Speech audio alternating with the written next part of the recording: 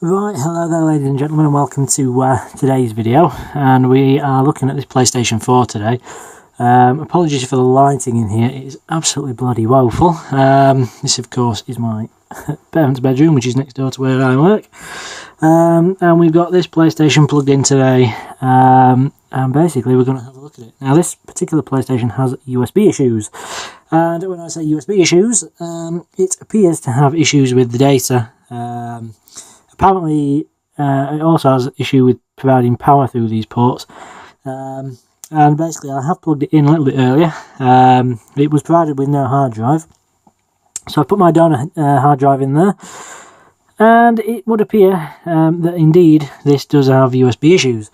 When I came to initialise this PlayStation, of course, the console booted down into safe mode. We put the USB stick with the latest 3.11 update in there, we popped it in and set it running, and it just sat there at please wait for about 20 minutes before we eventually just had to turn it off and call it a day. So as you can see there, that is now sat underneath the telly, this PS4, and it's completely off.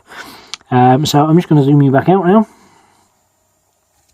and we're going to tilt you up at the screen so everything might go a little bit dark here. I'm going to plug the USB for the controller into the front of the machine. So the controller is plugged in and the USB is plugged into the front port. Just going to start this up, and I've left the light of the controller facing towards the camera so you can see what it's doing.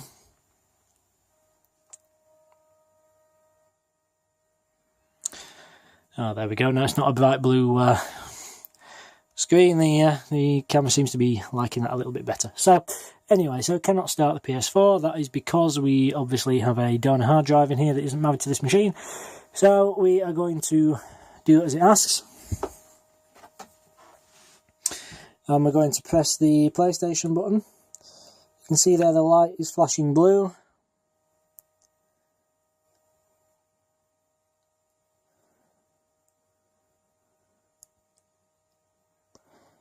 Still flashing blue, not doing anything. Now bearing in mind this is in safe mode, and the controllers do work via USB in safe mode. They don't utilise the Wi-Fi or Bluetooth module at all in safe mode.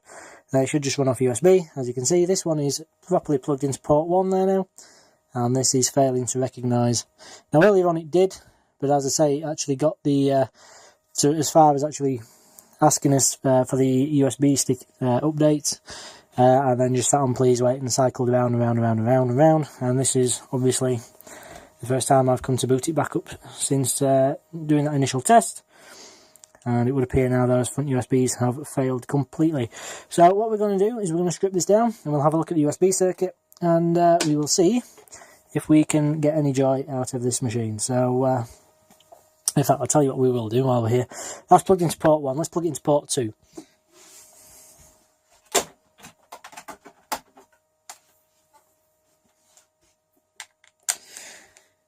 Just so we can see if it's one port in particular we're having issues with. So that's now plugged into port 2, and as you can see, we still have absolutely no controller I/O at all. So let's get this machine stripped down, and we'll take a look on the bench at the USB circuit, and we'll see if we can work out what's going on. Okay, ladies and gentlemen, so this is the motherboard out of that PS4, and we're just having a look now underneath the two front USB ports of the motherboard. Now, if we had a look earlier, and you remember, we had issues with both front USB ports not responding, so there's no power and no data to either port. So, what we're doing here is we're just having a look underneath, and basically we have these little components here. I believe these are just EMI filters for the data lines. Those just read continuity across, and all these are absolutely fine. But both ports are at fault, which leads me to look at this little GL3520 IC. This is a USB 3.0 USB controller. It's basically an all-in-one package, which will oversee both these two front USB ports. So what we are going to do is we're going to replace that little IC with this one here, which we removed from a donor board earlier on, and so we're going to remove that and we're going to replace with the new one, and hopefully then we're going to get some USB activity out of our PlayStation. So in order to do that, we are going to just set the board up a little bit better. Okay, so we're going to apply a dab of flux to this IC. And what we're going to do first, of course, is I'm going to learn my usual lessons, and we're going to put some fume extraction on before we start.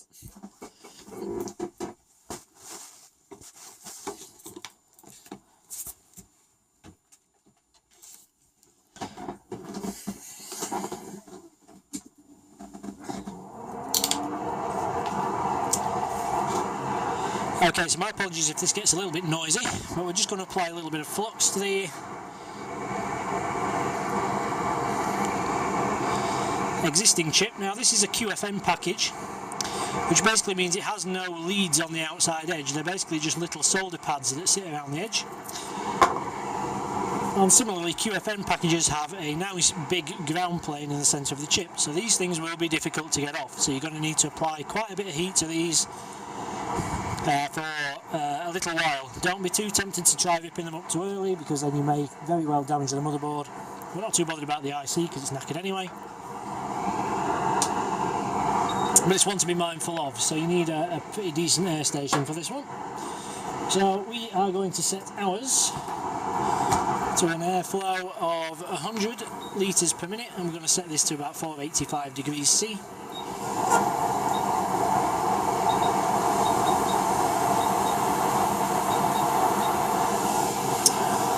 So we're going to get this nice and hot.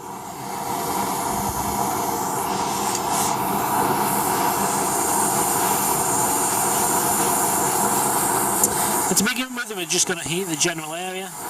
Now there are a lot of tiny surface mount components around this chip, and as I say, it does like to be anchored in by that big ground plane, so these can be tricky to get off. We might end up taking out one or two of the little components around the outside with it as collateral. If we do, we'll replace those obviously from parts from a donor board once we've got our new chip seated, but hopefully we can avoid doing too much damage to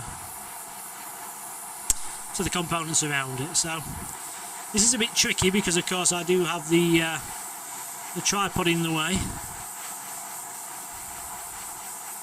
so I'm just applying general heat around the IC at the moment. Remember, you need to concentrate quite a bit of heat into the centre of this chip because it does have that great big ground plane in there.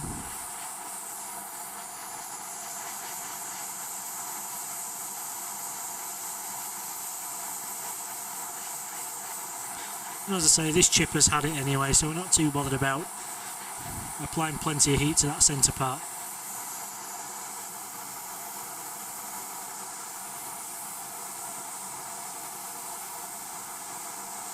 So I'm just going to get the edge of this tweezer blade and just try and get underneath the IC.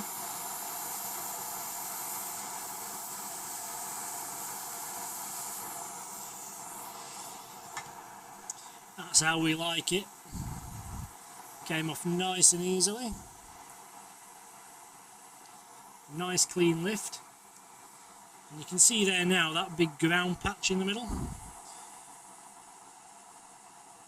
It takes a lot of heat to get that off, so it can be tricky with a lower powered station, if not impossible. So we're just going to do a little bit of cleaning around this IC now. Again, we're going to get a bit more flux on there. I'm going to get some desolder braid.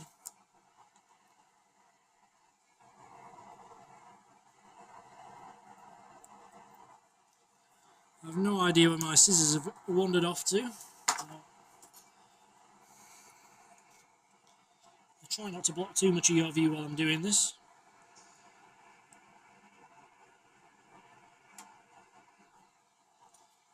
Might help if I turn the soldering iron up. It's been a long day.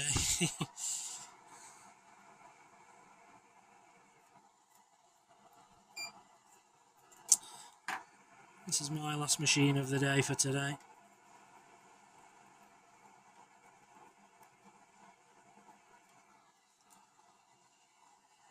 And I think Tonight I will take the lass out for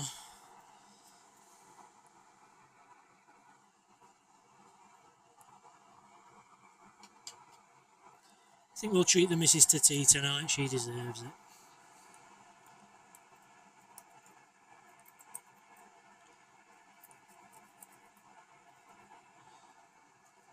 And me too, because I've worked hard today, so.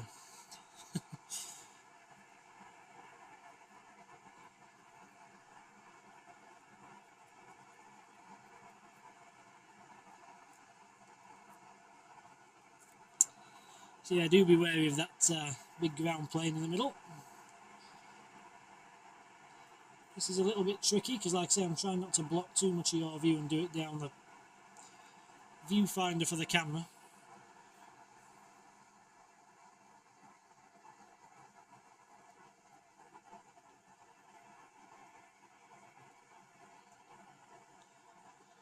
Okay, that'll do.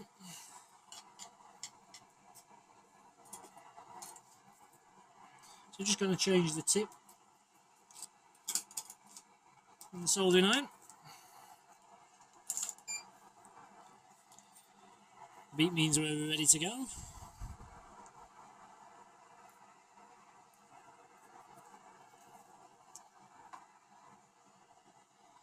So we're going to apply a little bit more flux to the area where we're working.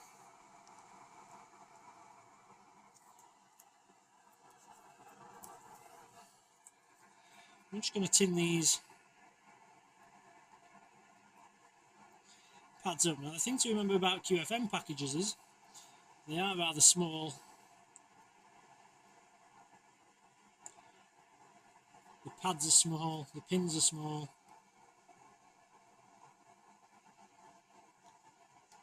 A lot smaller than your normal leaded ICs. It's important you don't get too much solder on these pads.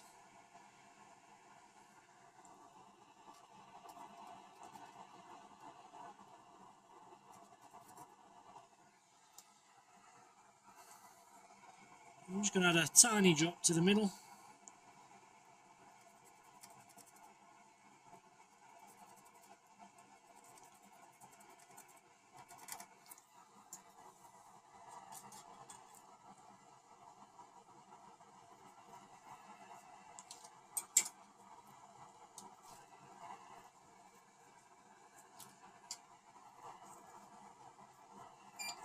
Change our tip back again for now.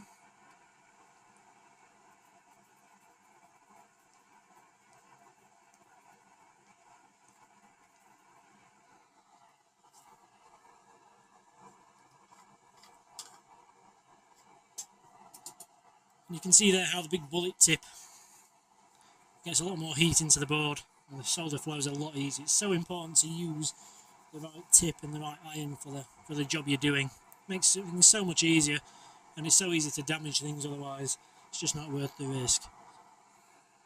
So I'm just going to go off camera now and just check that I've got sufficient solder on these pads and that they're not all bridged up, and then we'll get back to replacing that IC. So join us in a sec, guys. Ladies and gents, we're looking good.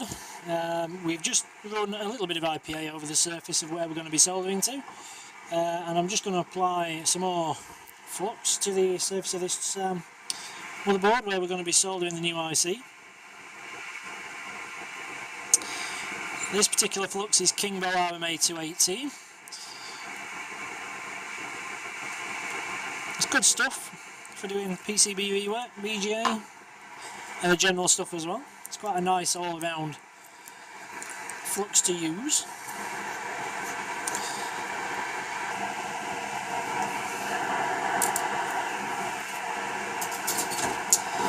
Okay, so we're just going to pop this tiny little thing roughly into place. Okay, so we're going to line it up roughly on the pads, and what's going to happen is that the flux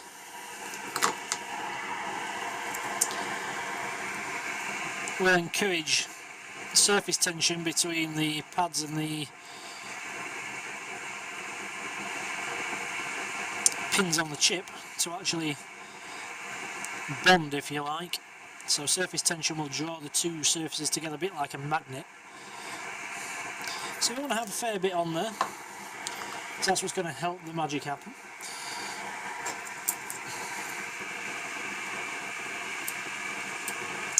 So we're just going to line this up roughly now. Okay, so we're just going to get our hot air now, and we're going to crank the airflow down a little bit, because of course this chip will move. So we've cranked it down to 50 litres of airflow per minute. The temperature's still on 485, and we're going to start a fair old distance away from the chip, and we're just going to start applying a little bit of heat.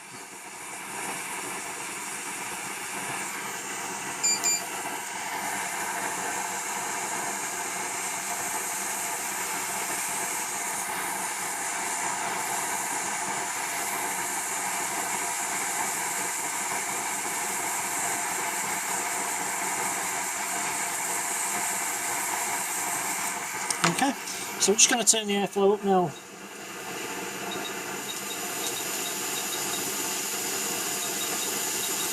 To 105 litres of airflow per minute. And what you're going to notice is the chip is going to move around.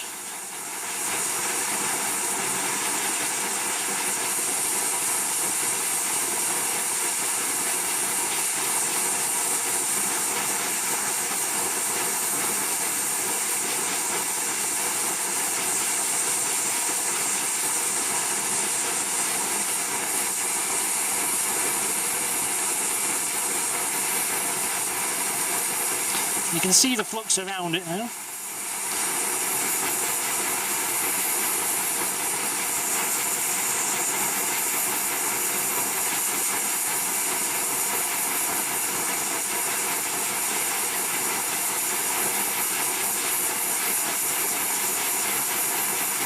And once that central pad gets hot enough, the IC will actually shift into position and it will suck down onto the pads.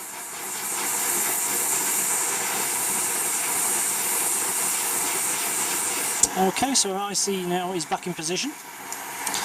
So we're just going to clean this off now, and we'll put it back together and we'll test and we'll see if now we have working USB on our PlayStation. Right, okay then everybody, so we have our PS4 motherboard on our table now, and we're going to take a look and see exactly what's going on with this IC. So as you can tell by the video, we have absolutely no USB power or data input or output to this PlayStation motherboard, and we're just going to have a look at this this IC just here. So this is the board in question. We have it stripped down. We have our power supply installed, and the heatsink clamp is on there now. And what we're going to do is we're going to have a bit of a prod and a poke around to see exactly what's going on. So this here is a Genesis Incorporated GL3520 USB 3 USB controller, and it's an all-in-one package basically, which is really rather nice. You know, it's quite cheap, quite easy to implement, so Sony like it, and to be fair, it largely does a good job. So we are going to have a look at this and see exactly what's going on. So we're not getting any power or any data to either of the front two USB ports. Now, if we're having an issue with just the one, then we'd be looking sort of at the actual terminals of the port itself, you know, and then possibly looking to replace the port block. But in this instance, it's both ports, and it's power and data. So the likelihood is that our issue is not with around with any of the USBs in particular, and none of the circuitry associated. These are just EMI filters, I do believe, you know, for noise cancellation and things like that. So that is, you know, all okay, more than likely. The issue is going to be either in this IC or in the circuitry providing the current and data from the IC to the actual system itself.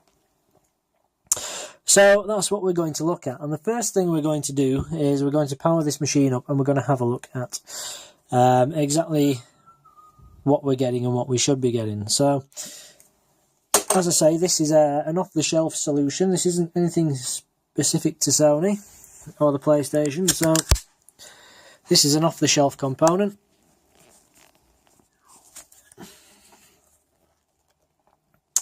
And it's used in all sorts of different things. So, if we take a look here, a quick browse on Google is going to show you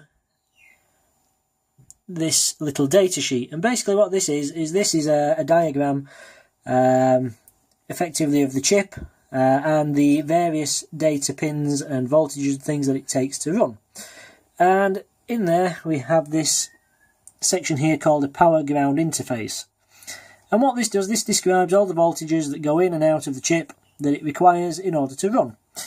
And basically what we are noticing here is we've had a quick prod around this board, and this here, the V-bus, is basically an input voltage, which I believe it senses to actually turn the circuit on when the machine is in operation. And this V5 circuit here is the 5 volt power input. We've got a 3.3 volt input there, ground obviously, and then the various 3.3 volts and 1.2 volt inputs that the IC actually requires. So the V-bus on our faulty port is only 2 volts, and we'll show you that in a sec. And the V5 rail is currently reading 3.1, so it's a little bit low. But I have actually tested that against a working machine and it reads the same, so we're not too worried about this V5 pin here, but this V-bus pin is of interest to us, and I'm just going to show you why. So we're going to pop you back on the tripod.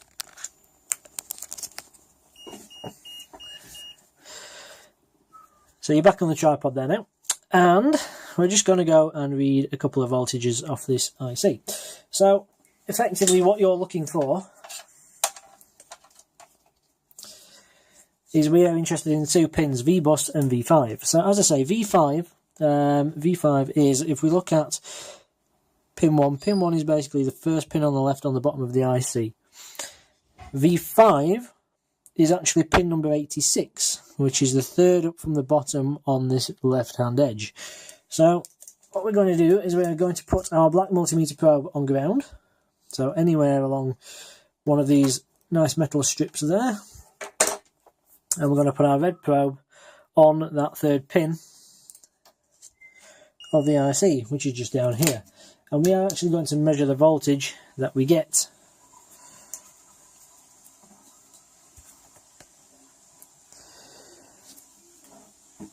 So I'm going to point you over there at the meter. And what we're going to do is we're going to power on the PS4.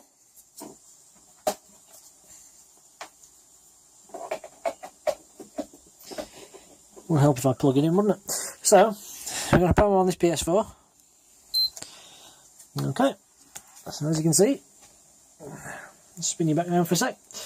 Blue lights are running.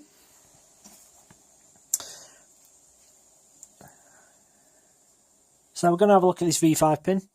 So that's the 3rd pin in from the bottom on the left hand edge of the IC.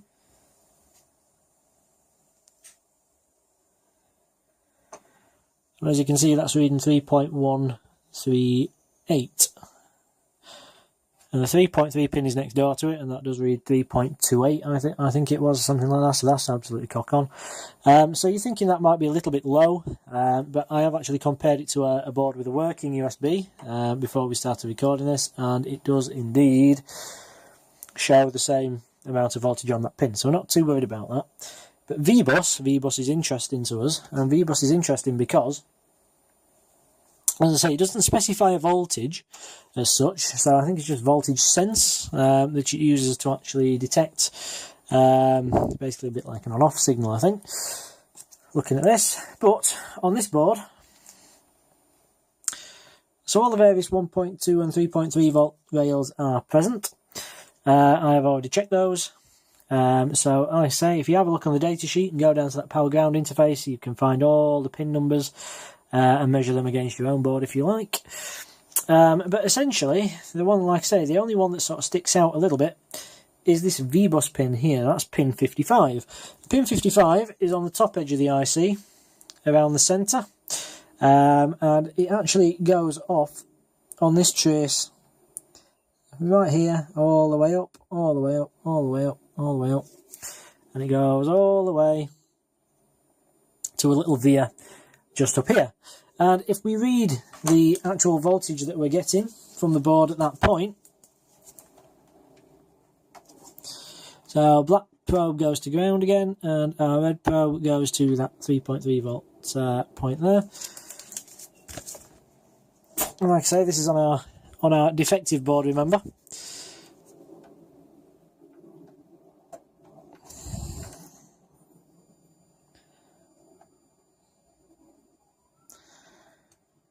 You can see we're not getting very much there at all.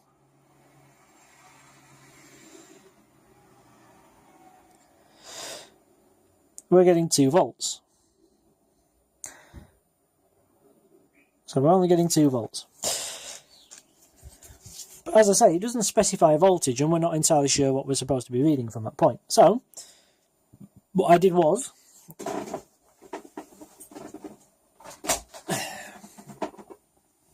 I actually went away and found my spare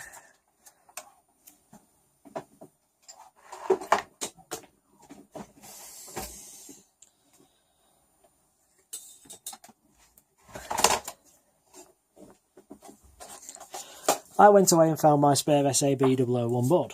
And this board has got an absolutely sodomised HDMI port on it.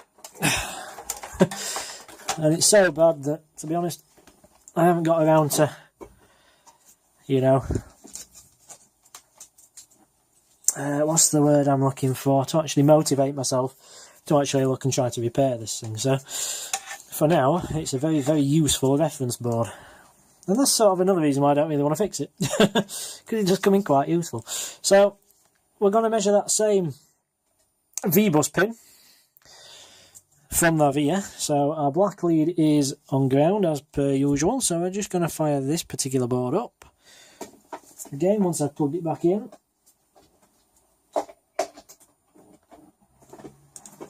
And you see we're going to get a different reading.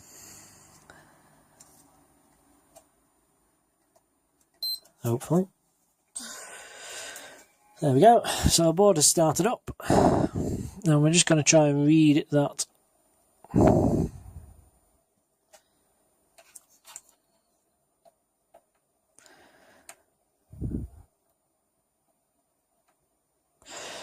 That pin, and as you can see, V-bus on this board is 3.287 or 3.3 volts. We were getting about 2.1 on the faulty board. So that leads me to believe, and like I say, that's the only sort of thing that I can find that's any different on the broken board. Everything else suggests that everything is fine. So what we're going to do is we're going to do a little bit of sleuthing around, and we're going to see if, in the event we can get 3.3 volts to that V-bus pin, whether our USB IC and related circuit all then starts behaving itself. So join me in a sec and we will have a look and see if we can actually get some power to our USB hubs. Right, okay, so what we want to do before we start chasing this thing down the wrong path, we want to make sure that we're at least on the right lines. And what we're going to do is we're going to run a small wire on this board. And it's only a temporary measure. So, as I say, we've actually we've scraped back the via with a fiberglass pencil. We've got a tiny little bit of kynar wire. And we're just going to solder that tiny little bit of kynar wire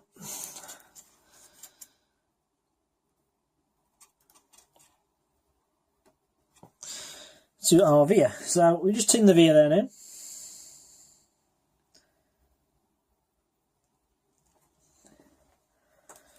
Tin the wire.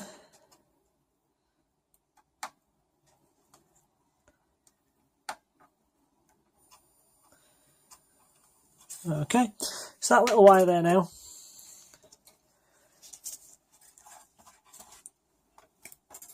is connected where we want it to be. And what we're going to do is we're going to strip the other end.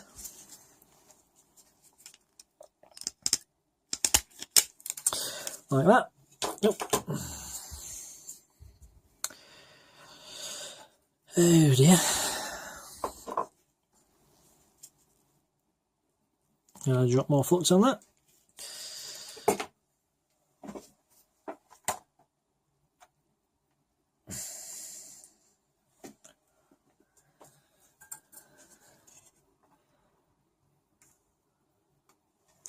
That's a better joint. There we go. That's more like it. Right, so we've actually got our little link wire here, and we've stripped off quite a degree of that insulation there, and you will see why in a second. So join me in a minute, boys and girls, when I've got the latest toy in our weapon against the broken motherboard on this channel. This is the first time I'm going to have used it, so it'll be interesting to see if it helps us fix this problem. So join me back in a minute when we've got it all set up on the bench, and hopefully this is going to throw some light on whether we're chasing the right issue here. Right, okay, and welcome to our latest little toy on this channel. This is a GW Instech DPD, GPD, sorry, 3303D. It's a bench power supply unit, and basically what this is used for is for supplying voltage into boards at various points, or well, mainly points where we want it. And for things like this, it's incredibly useful. So let's have a look at what we've done then. So we've got our PlayStation booted up there, and as you can see on the monitor, it's saying we need to connect to DualShock 4. We have DualShock 4 connected to the front USBs. Our console is of course powered on, as shown by the white light. We've got a hard drive in there. We have, from the output of channel 1, which is this channel just here, our red crocodile leads and our black crocodile leads. Our black crocodile lead, of course, is going to ground, which is connected to the chassis here. Our red 3.3 volt line there is connected via our link wire, and we're just injecting 3.3 volts into that circuit there where the USB is. Or at least we will be in a moment. So as you can see, we're going to set this down to 0, so we're just going to let it pull as many amps as it likes. We're going to limit the voltage to 3.3.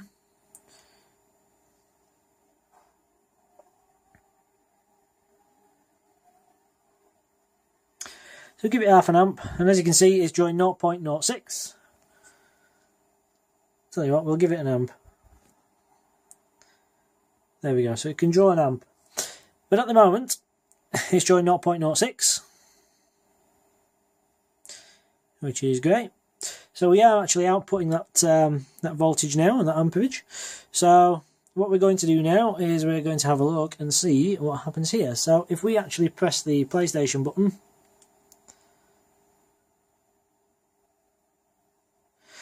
as you can see, we get nothing there. There's no charging light on it either.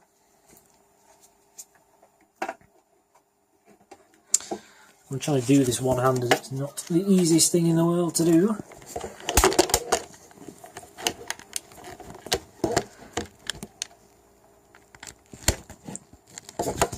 We get a charging light for a very brief second before it quits out. So let's just see that again. The charging light for a very brief moment, it all fades back out. We hit the button. As you can see, there's no sync of anything there. Our PlayStation still does not see any output for USB at all. So we'll try it in the other port just to be sure that that is indeed the case. So we're going to move it to the second port. We've done that. We get a charging light, goes out very quickly, and there's no change. So having 3.3 volts on that rail doesn't seem to make much of a difference at all to the operation of this. So we've still got a fault somewhere. So let's do a little bit more digging around and see if we can actually find anything else. Right, okay then. So we've replaced our GL3520 IC, and we've still got the same issue as before.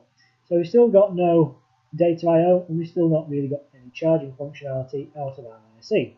So we've checked the ports, and they're good. And we've changed the IC, and we're pretty sure that's good. So now we need to have a look and see what else might be causing our issue, and that issue is probably further downstream. So because we've no schematics for these PS4s, this might be a little bit difficult, but what we do have, of course, is the schematic for the actual GL3520 IC itself. It's an off-the-shelf component, so luckily enough, this data is floating about via Google, and a quick search will bring that back up for you. So if we have a look then down here and see if we can get a bit of a clue. So as I say, we've changed the chip. We think the ports themselves are good and the chip's good, so we need to find out what's next in line further down the circuit to see if that is indeed causing our problems. So basically we need to find where the data is leaving our IC and where it's going to. And if we can find out why, that would be nice as well. So if we have a look at this block diagram, this shows us basically the internals of the chip and how it works. So we can see it has a 25 MHz crystal, and that's used for clock. It has its own inbuilt voltage regulation, so basically we just feed it 5 volts and 3.3, and it can manage its own power. And it also has its own SPI flash, so that'll be firmware and things like that, so that's quite nice. It's all self-contained. It's an all-in-one, basically, on-chip solution for USB 2.0 and 3.0. It's quite nice. So if we have a look then, we can see we've got downstream ports, 1, 2, 3 and 4. These essentially are our external facing ports which we can plug things into. Now of course our PS4s only have 2 at the front, so that's interesting. So whether these other 2 are internally used or whether they're just free, and maybe one day we'll see a 4-port PlayStation, who knows. But anyway, for now we're not too interested in that. So we can see from this diagram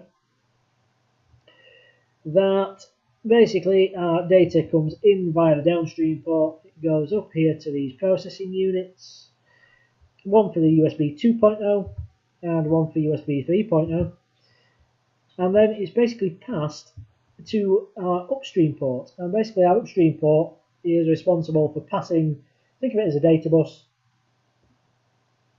and that is responsible essentially for carrying the USB I/O information from our GL3520 IC, where it's captured, to where it's going to be processed and actually made sense of.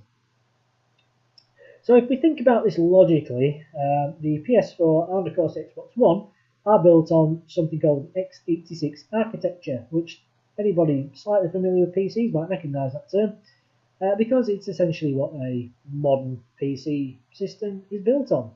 And basically your PS4s and Xbox Ones are tarted up PCs. So if we think about it from a PC point of view, of course, the thing that handles our data I/O from USBs, FireWire, external inputs and things like that is the Southbridge. And that basically handles a lot of the data bus functionality on the PC. So it's logical to think that that might also be the case for our PS4s. So if we have a look, you can see here that before it leaves the upstream port, it is actually passed there by this USB 2.0 USport transceiver. And we've also got a USB 3.0 USport transceiver. So let's have a look then and see if we can find out what these USport transceivers actually are, and what they do and where they are. So if we have a look down here, you can see that we have a function description in the PDF, and this basically tells us what the functionality of the chip is and what each part of that functionality actually does. And if we take a look at this, you can see that indeed there are 2 units for processing USB 2.0 and USB 3.0 data separately. So essentially what we've got here is USB 2.0 upstream port transceiver. Essentially is USB 2.0 compliant, that's what that's saying. And it's saying that it will operate in full speed electrical signaling when it's plugged into a USB 1.1 host or hub, and high speed electrical signaling when it's plugged into a USB 2.0 host or hub, which supports the theory that once the USB information is captured and processed by the IC, it's then passed further down the line for further processing. So actually, once this chip has done its magic with the inputs, it then passes this to somewhere else so that actual data can be processed and turned into something meaningful for the rest of the system. So let's have a look and see if we can find where those U-Sport transceiver pins actually get passed out from, and then maybe we can have a look on a PS4 motherboard and see if we can trace it out and see where it goes to. And once we've done that, we can further troubleshoot the circuit further downstream from the IC to see if that is indeed where our issues lie. So let's have a further look down here. And you can see here there's a quick diagram regarding the USB 1.1 host door hub, so you can see that the data I/O comes in from the downstream ports, it's processed around here, and then it's passed up to the host door hub. So we need to find out exactly what is acting as the host door hub on our PS4, and the same can be said for the USB 2.0 there, you can see. So let's have a look and see what we've got here. So if you have a look at our diagram here, and of course the PS4 is using the 88-pin QFN package style GL3520 IC, you'll see at the bottom here we have 4 pins which are really quite interesting, because we have TXN and TXP up and RXN and RXP up, and basically these look like a serial bus, and the up leads me to believe these might be upstream. So pins 9, 10, 11, 12, the T stands for transmit and the R stands for receive, so that would suggest that the serial bus responsible for information coming out and going into this IC are all managed and controlled by these 4 pins, with a ground in the middle, of course. So let's have a look and go down to the pin descriptions, which are in the table just below the diagrams. And we can see here that we have pins 9, 10, 12 and 13, and they are top of the list, so they must be quite important. So as you can see here, they are USB 3.0 differential data transmitter of US port. So basically these are responsible for handling the upstream port, and of course we know that once it leaves via the upstream port, that is when it's going to the host or hub. So basically once it leaves these U-Sport or upstream port pins, it then goes to wherever it's being processed. So we need to find out where it's being processed, because of course we've still got an issue with our USB. And if we can trace out where this actually goes to, we might be able to work out where our problems are actually emanating from. So what we're going to do is we're going to jump onto a scrapboard, and we're going to trace out where these pins are. And we'll see if we can work out where they're going to, and if that will give us a bit of a clue as to where we can next look to see if we can further troubleshoot and maybe even solve our issue. So we're going to go do that now. Right, okay then, so we're on a donor board, and we're going to try and trace out where those US port pins are actually going to see if we can work out the next sort of portion of the circuit that's in line from our USB controller IC. So let's have a look and see what we can find. So, of course, we squirted 3.3 volts into our V-bus pin, and you saw we soldered the jump wire to the back side of this via here on our board we're trying to fix, and that goes through the board from this via.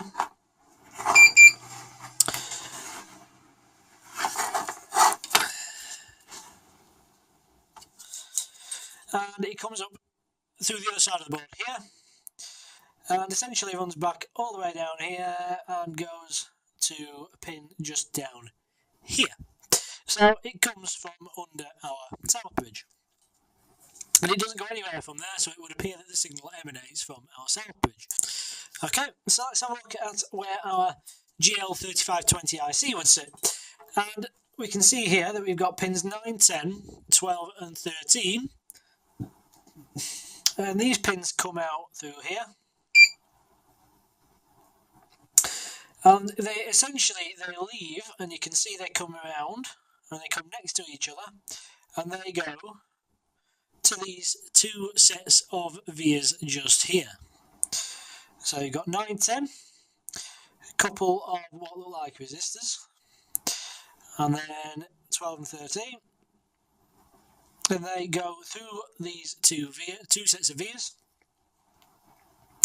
and up through to the other side of our board. And if we have a look top side, we can see if we can get autofocus, those come up through here, and then they travel the full length of this track, and they come up here and along and down here, and again they emanate underneath our Southbridge.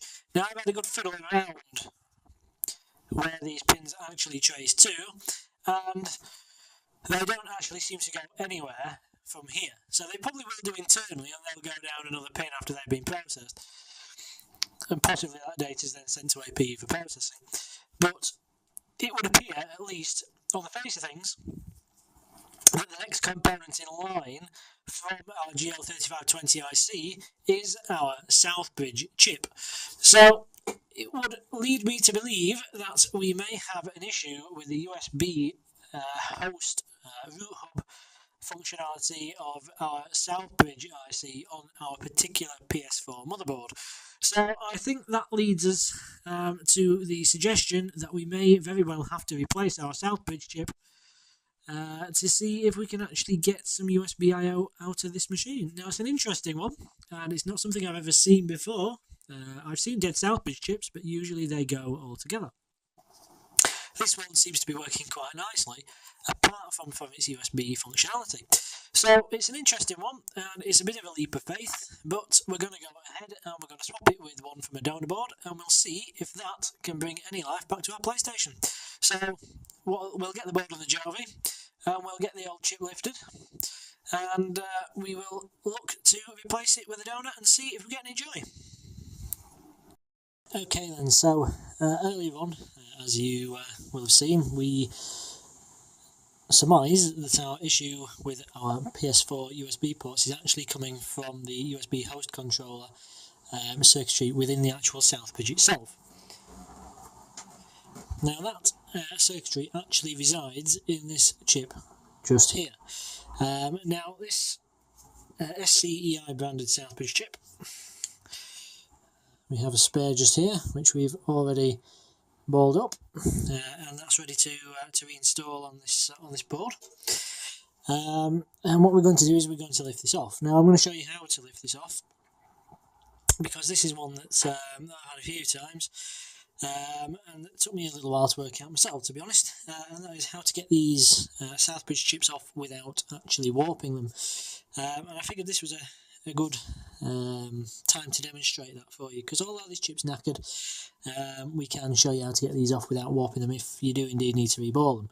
Now what you can find is these are a plastic substrate chip, so they have a plastic body, they're not silicon and with a metal brace like these things are, and they're actually quite susceptible to heat, and certainly on high powered heaters like you find on the RE8500, what you can find is that occasionally these chips do like to bend a little bit, and of course if you bend the chip, then it isn't going to work after you've finished, quite simply. So what you need to do is you need to find a better way of getting them off, and the best way I've found of getting them off is a similar sort of way to that used to actually remove the Wi-Fi Bluetooth board, as you may have seen in another couple of videos on this channel. So what we're going to do is we're basically going to set the bottom heater on the Jovi to actually preheat, and then we're going to use our hot air wand to actually do the work of the top heater, and then we're going to get our tweezer blade just under the edge of the chip, and then once it lifts, then obviously we're going to get it off. And what that will ensure is that will ensure that we get our Southbridge chip off. It's nice and flat and straight, and then you can obviously reball that if need be.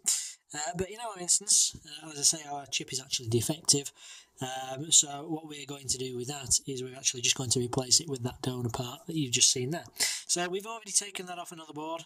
I've taken that off a parts board. I have reballed it, and that is now ready to reinstall. So all we need to do is to get our SAA branded Southbridge chip off this board. So to do that,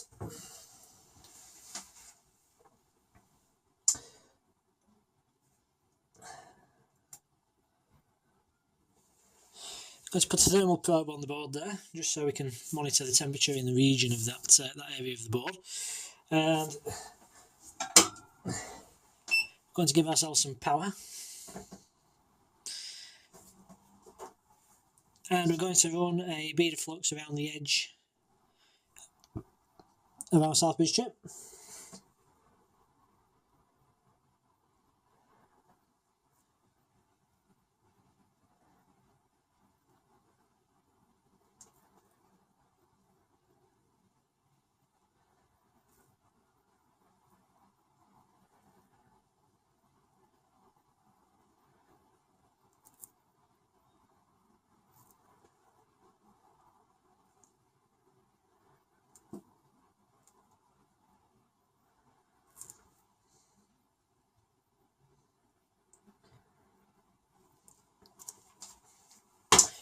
Okay, so we've done that, so now we're going to set our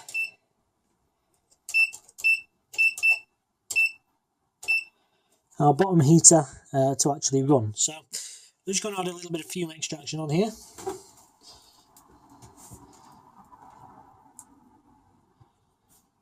So my apologies if this gets a little bit noisy in a sec.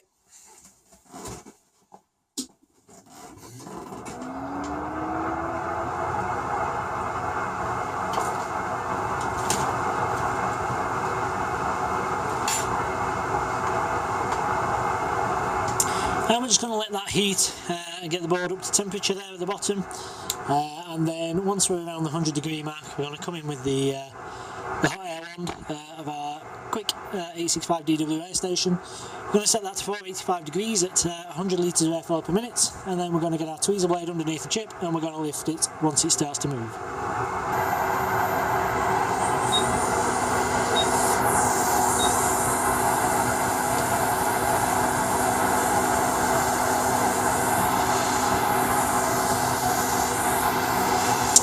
Okay, so I'll try not to block the camera too much for you.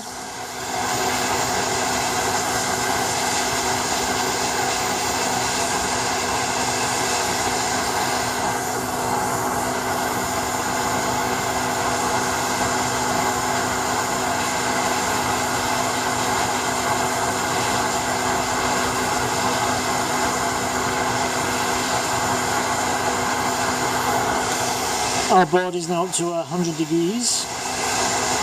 So as we said, we're just starting to run our air one now around our Southbridge.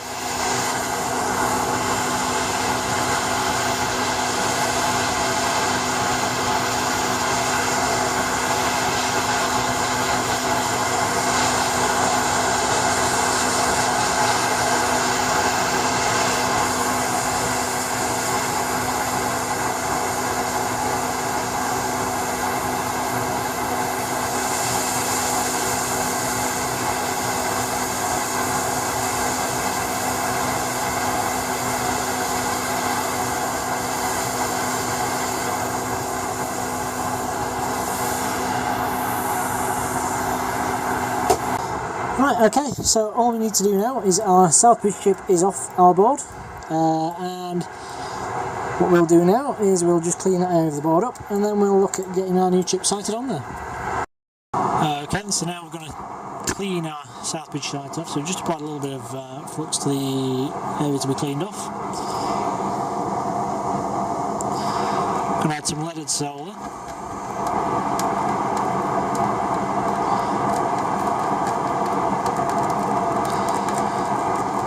And rather like you do with the APU, we're just going to collect the biggest part of the lead-free stuff.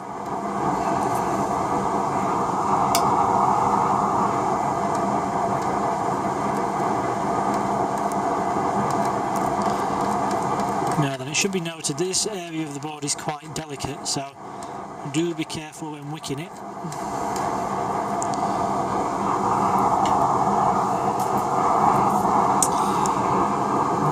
So that's the biggest part of the excess leaded stuff gone now.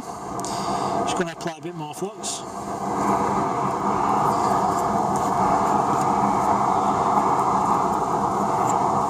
I'm going to get some desolder braid now.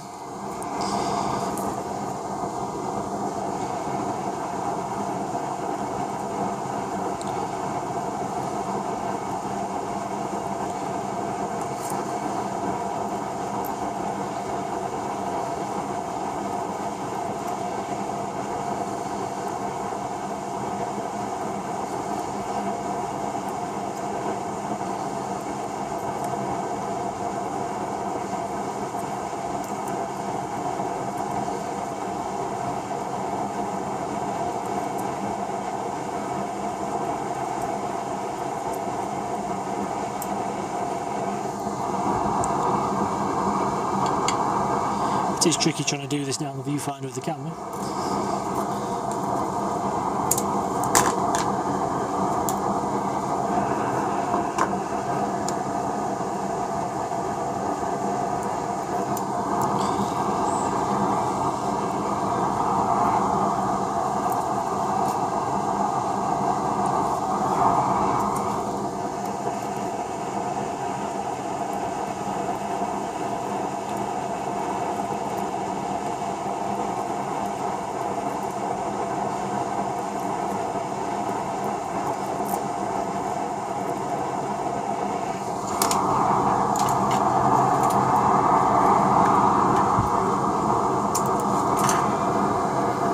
Okay, so I'm just going to go away now and finish this wicking job because it's quite difficult behind the viewfinder of the camera, and we'll come back when it's all clean. Okay, so that's our Southbridge all cleaned up now. So we've got rid of the old leaded solder and everything else. As you can see, the BJ pattern is in nice condition. We've not ripped any mask or anything off there. This is a particularly sensitive area of the board and it's quite easy to do that. So do be careful. So if you do find it's being a little bit awkward, then just do what I did. Just stop for a moment, clean it down with some IPA, put a considerable amount of flux on there, and just go very, very gently with the blade, and eventually it should all come clean like that. So what we've got to do now is we've got to realign our Southbridge chip onto our PlayStation motherboard. So we're going to get this back on the BGA machine now. We've got our reballed Southbridge, which we have of course removed from a donor board, and we are just going to pop this new donor Southbridge chip onto our SAB revision motherboard that we've got here, and hopefully then we might actually get some USB activity out of this machine. So come back in a second guys when we've got this back on and we'll take a look, and then we'll get it all reassembled, and hopefully that'll be it for today. Right, okay, so we have our motherboard now back on the Javi all jigged up. So what we're going to do now is we are going to just secure this bottom temperature probe to the base of the board, and then what we'll do then is we'll get our top probe on, of course sight our BGA, and then we'll get it reflowed back on. Okay, so we've got our bottom temperature probe there now seated into place, and we're just going to secure the board up now on the XY table of the rework machine. So that's now on the support table. We give the board a quick push in the middle to make sure we can't feel or see it warping or bending when we push. That all looks good to me. So we give it just a fairly gentle prod with the finger just to make sure it's all good. That looks good. We're going to check the alignment now to make sure that the dot is in the middle of our BGA side, to make sure that the chip is centered underneath our top heater when we put it on. And that looks largely good. So to prevent ourselves blinding each other, we're just going to turn that off for the moment, and we're going to apply a little bit of flux to the area of the BGA. Of course, while we're down there, we're just going to check that the site is indeed clear of any debris, old solder balls, old solder itself.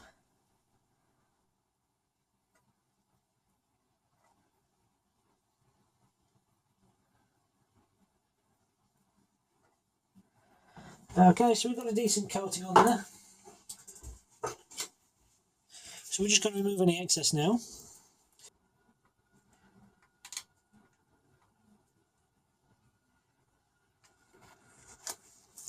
Okay, that should be pretty good now. Just checking we've got no excess there. That all looks good to me. So, next job is to actually get our new Southbridge chip, which has been, like I said, we've removed this from a donor board, and we've got all this now all reballed. So that's all looking really rather nice. We're just going to get this sighted where we want it to be, or roughly where we want it to be. Okay, so we're just going to get that sighted on the board, and we're just going to line that up. So there are some tiny little registration marks in the corner where the BGA should be sighted.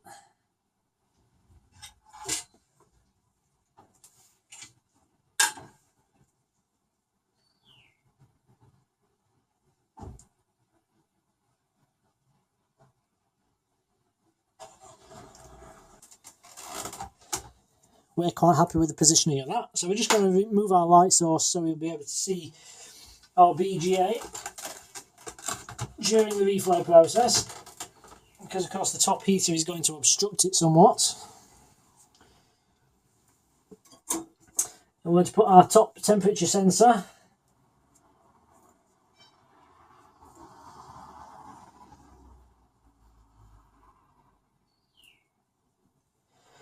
onto our board here. So we're going to put it a couple of millimetres away from where the chip is,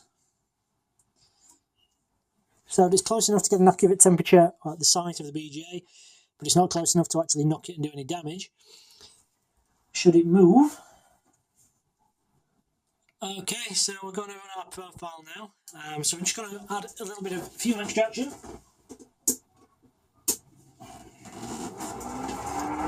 So my apologies if this gets a little bit noisy.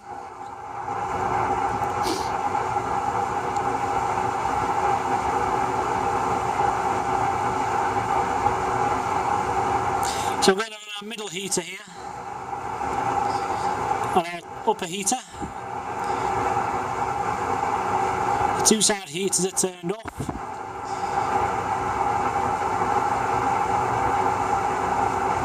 We have of course got our board properly supported in the centre to prevent any warping there.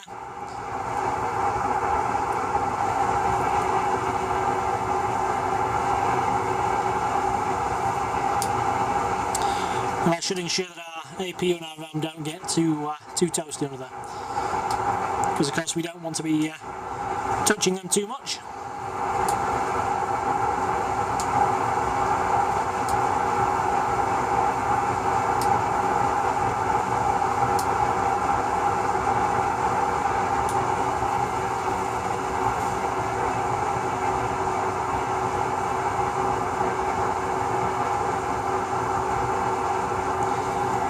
So we're up to 130 degrees now. We don't want to be hesitating heat on this too much, we want to do it fairly quickly. So say too much heat for too long will damage the plastic chip on 150. So we should be starting to see the chip settle in a moment. We're just heading up to 160.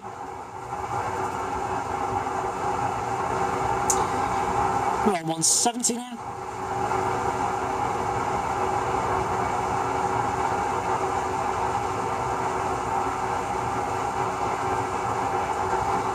We're on 185 and our chip is starting to settle. So we're going to turn the heaters off now.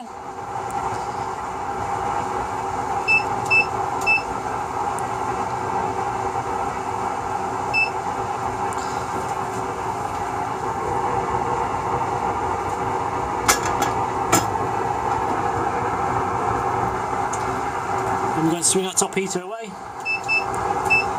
And we're just going to let the BGA site now just ramp down in temperature gradually. So we're on 175 now. Come down to 170.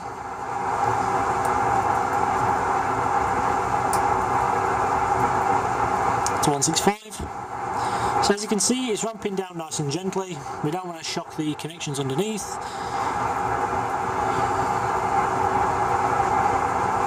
Our chip is looking nice and square. It's settled nice and flat along the edge.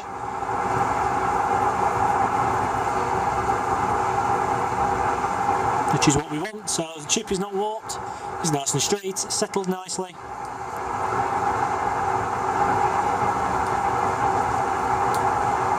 So all being well, and our Southbridge on our donor board not being dead, we should hopefully get some life out of this machine's USBs now. So what we'll do is we'll get this all off the JV once it's cooled down.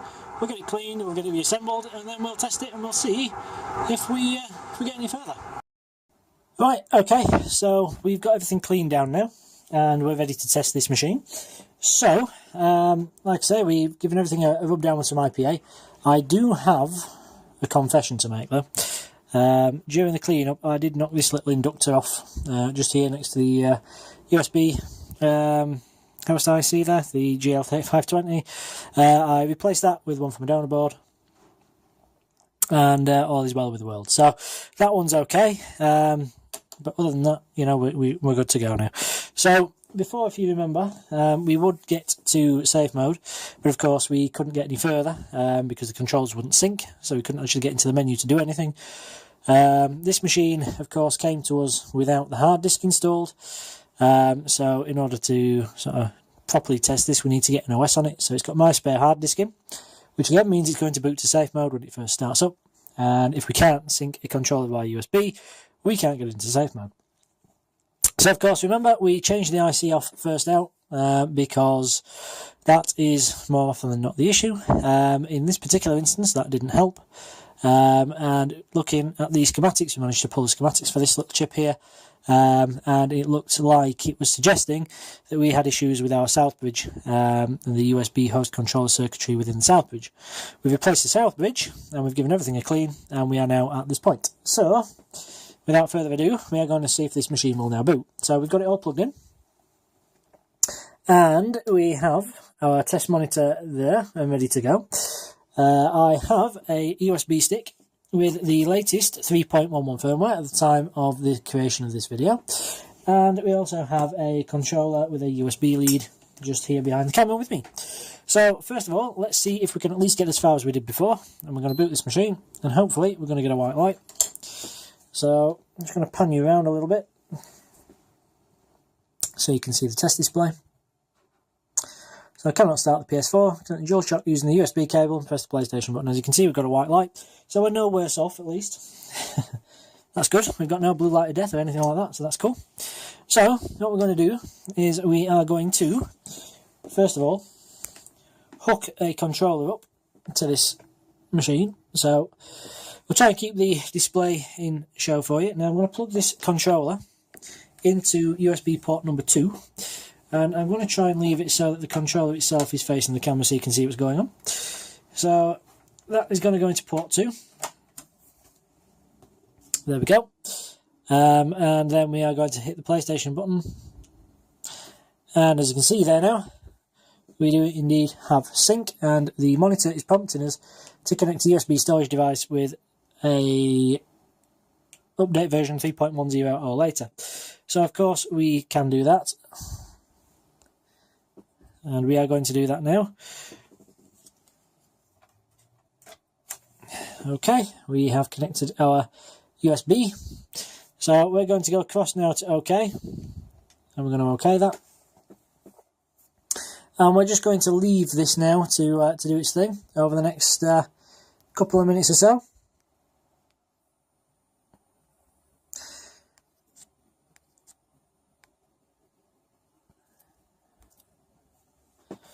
So it shouldn't take it too long.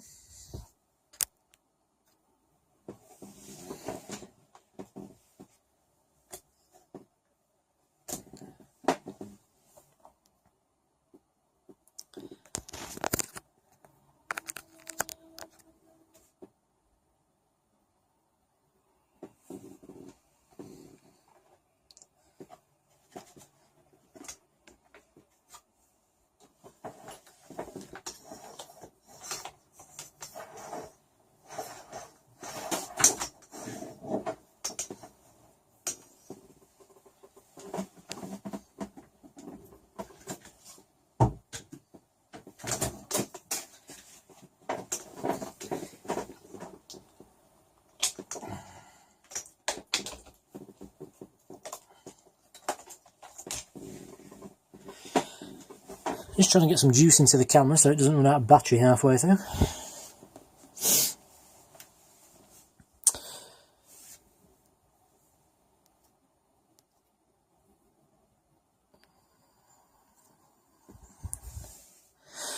So we're going to leave this, and this is of course using the full 800 odd meg version of the system software update, because of course it's a fresh installation on effectively what is a new hard disk to this machine.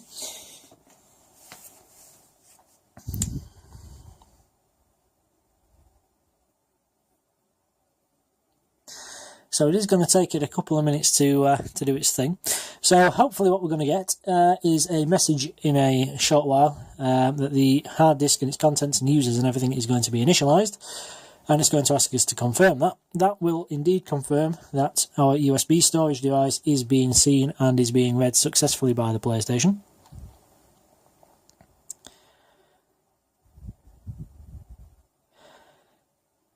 Alternatively, we may get messages regarding the inability of the machine to actually see the USB storage device. Anything along those lines, or unable to access USB storage, will actually indicate an issue communicating with the USB host controller or the front ports via that little GL3520 IC. So hopefully we don't get either of those. And instead, like I say, hopefully we're going to get a message in a few moments about being prepared to initialise the machine. So we're not going to cut this, we're not going to jump it, we're just going to leave it running so that you can see indeed that we are running this process start to finish, and we're not jumping about and cutting bits out of this video and chopping and changing bits to show that it works when in fact it doesn't. We're not interested in that on this channel. We don't do things like that. I'm here basically to show you guys that these things can indeed be fixed no matter how bad they are. Well, at least in the majority of circumstances. You know, we wouldn't achieve anything, you know, doing things like that. So we're not here to spread misinformation. We're here to get these things back in the land of the living and saving them from the landfill. You know, and like I say, we are well over 70 odd thousand views. It's a shame that I'd be over 80 odd thousand views. Of course, we haven't lost 10,000 views over Christmas when YouTube, a bug in YouTube system, deleted 6 of our videos. They claim it didn't. They claim they didn't. I know I didn't, and I know nobody else did as well. So something did. But anyway, that's a whole different subject. At least we got those videos back. I would actually like to place on record a thanks to the ladies and gentlemen who messaged me and actually offered to supply the videos back to myself. That was really, really sweet of you guys. And like I said, you will notice that those videos that were missing have actually reappeared. Thanks to 2 valuable subscribers.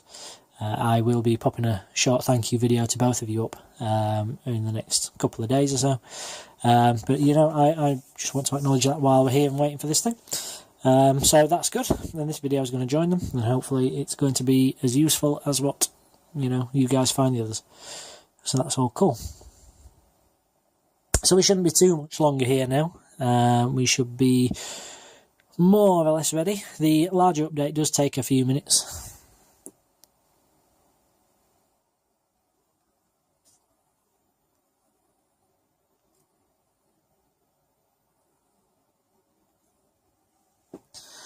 So as you can see, we're still waiting. We still have everything plugged in there. I'm going to pan it around so you can see the full screen there now.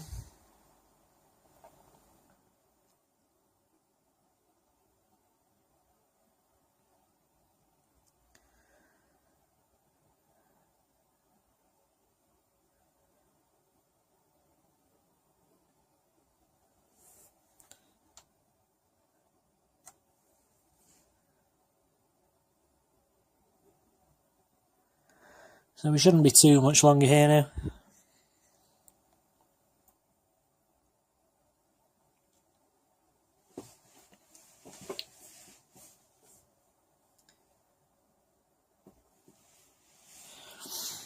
But yeah, while we're here, as well, coming up on this channel, we've got a couple of videos for you. I've got a couple of Xbox Ones, which we're going to look at. One is seemingly overheating, and the other was done by another repair shop, I think north of the border here, and they made a complete pig's backside of it. Apparently that one is a black screen of death, but we can't even get that one to turn on at the moment because they've left half of it unplugged or something. So we'll be taking a complete look at that, stripping it down, seeing what they've done or haven't done, and we'll see if we can resurrect that one, or those 2 even. There's a few more PlayStations we've got to look at. One of which is a really badly damaged HDMI circuit. I did have one the other week actually, which would have been quite an interesting one, but unfortunately that one was well beyond saving.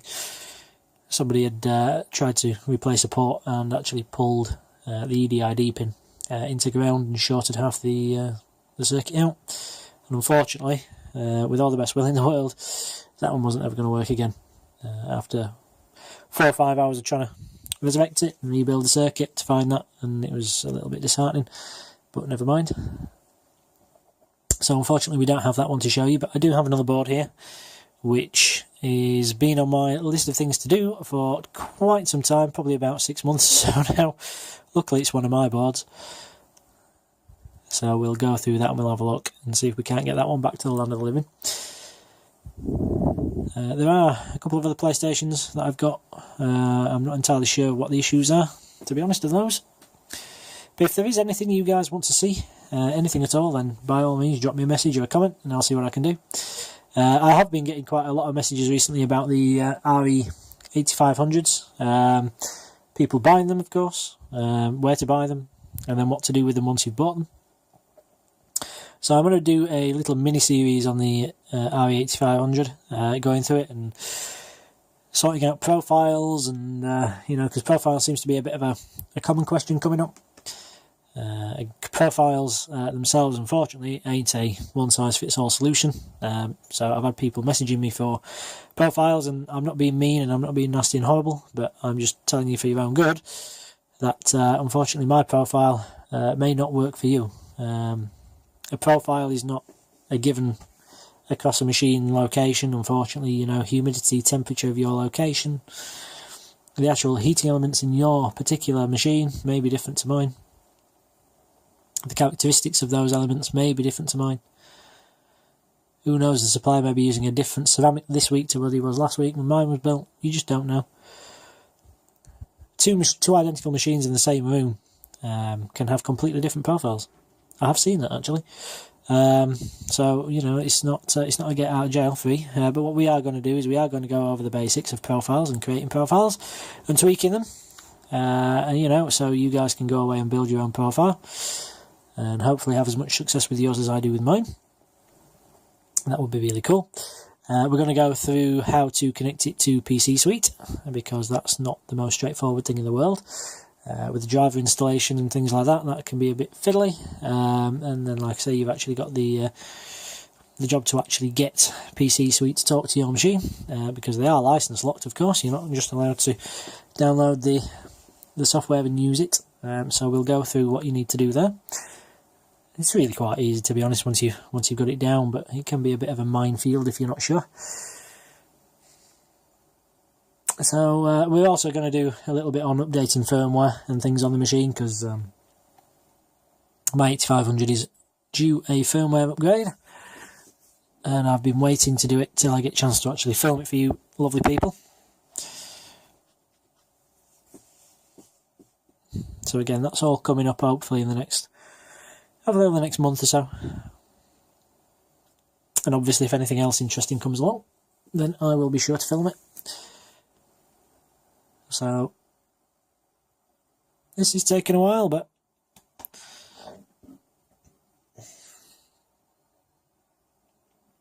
pardon me. So this is taking a while, but it does. It's not anything to worry about. You've just got to give it time.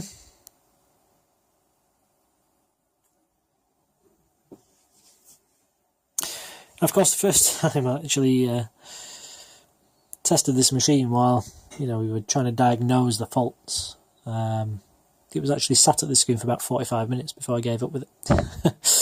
So hopefully it's not going to be sat here that long, because if it is, then I'm going to run out of things to talk about, and you guys are going to get pretty bored and sick of actually listening to me, so we can do without that. So yeah, like I say, this thing usually does take a good few minutes.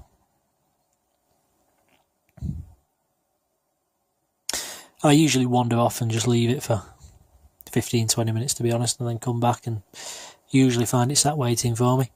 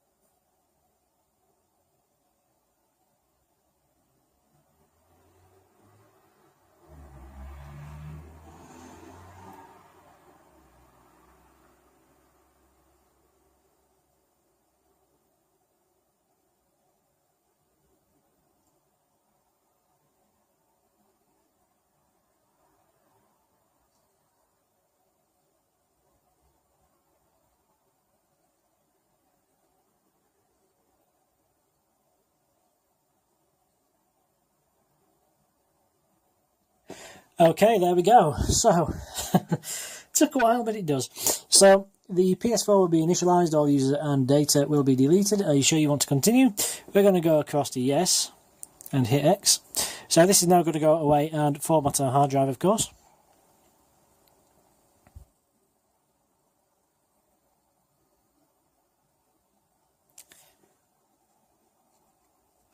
Okay, so we're preparing to update the system software. So this is now actually where it's going to pull the update from the USB directly to the onboard storage.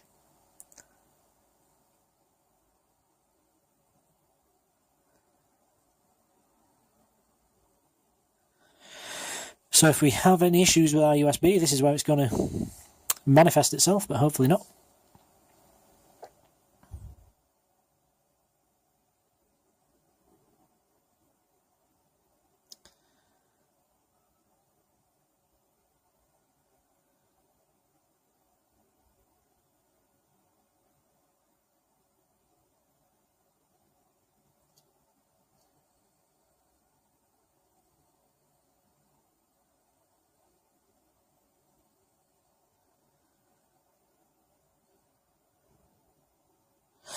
Okay, so the machine is now going to go down and reboot in a sec. You will notice the lights on the controller go out. And you'll also notice the machine reboot now. We go to a yellow light on the controller, which fades out. So the controller will charge in a sec. So the blue lights, of course, show while the update itself is running. So I'll just try and adjust you so you can see the lights.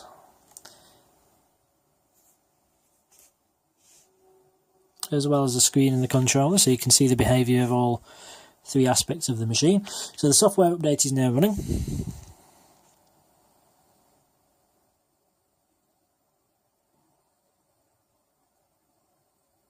So we're just going to do as it tells me to do there. We're going to wait. So the installation of the update file is now going to commence.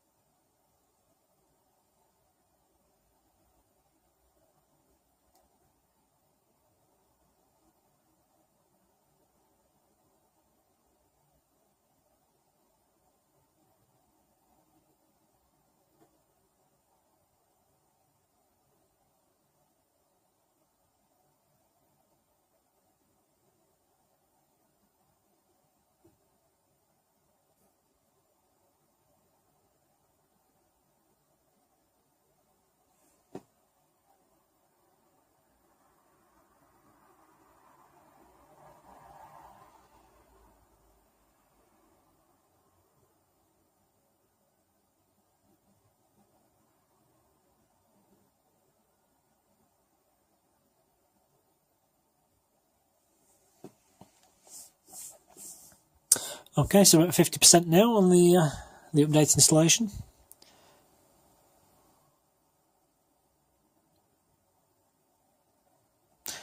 As I say, we're not going to cut this, and we're going to leave it in its entirety. So feel free to skip it on a little bit if you're a little bit bored of this. But like I say, we don't want to spread any misinformation. We don't want to show you things that that don't work.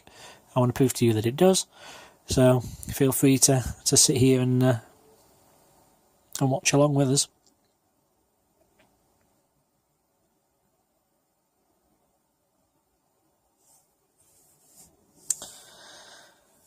So the update is now at 85%, and we're still looking good.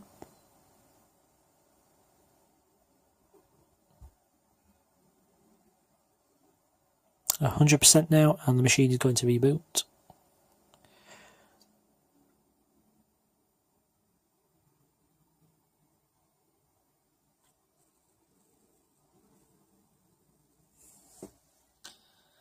Okay, so the machine is going to come back up now, and hopefully this time it's going to start to the OS.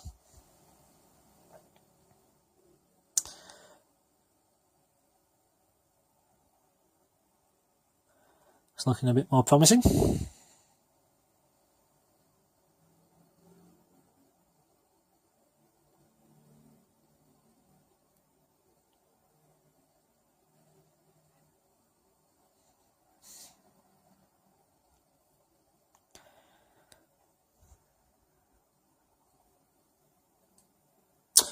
Okay, there we go. So we're just going to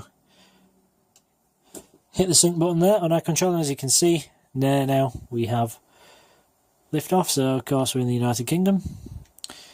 Just going to skip through this bit at the moment. We're not all interested. I'll set that later. I'm trying to do this upside down. Okay, so we'll go across to accept. Okay, we'll start now. That's lovely jubbly. So as you can see there now, we have a nice solid dark blue light on our controller, which means it's synced to user 1. And there we go. So that's the latest 3.11 firmware. Go into the main menu now, and as you can see there at the bottom, the controller is showing as charged. So that's cool. So the USBs have been doing their job. Down settings, of course, and we can do whatever we need. Now, of course, it doesn't run via USB when it's in OS mode. It runs via the Bluetooth Wi-Fi module, even when it's plugged in. So this isn't at all a test of USB, but as you can see there now, we've actually managed to get an OS on there, and our controller is indeed synced successfully, which is great. That's exactly what we need. And that is another PlayStation done, ladies and gentlemen. So I thank you for taking the time to watch this video. Please comment, rate and subscribe as you see fit. If this was of use to you, and you do end up fixing some machines for it, then that's absolutely superb, and that is what we're here for. And it would be nice to hear your experiences if you do try to take on this repair. As always, any questions or anything like that, feel free to drop them on a message. Or like I say, drop them in a comment below, and I will do my best to get back to you as soon as possible. And like I say, ladies and gentlemen, I will see you on the next video. You've been lovely. This PlayStation has been a nightmare. But yes, it lives to fight another day, and that's the main thing. So I will see you later, boys and girls. Play safe out there. Bye from me, and I will see you in a couple of days' time.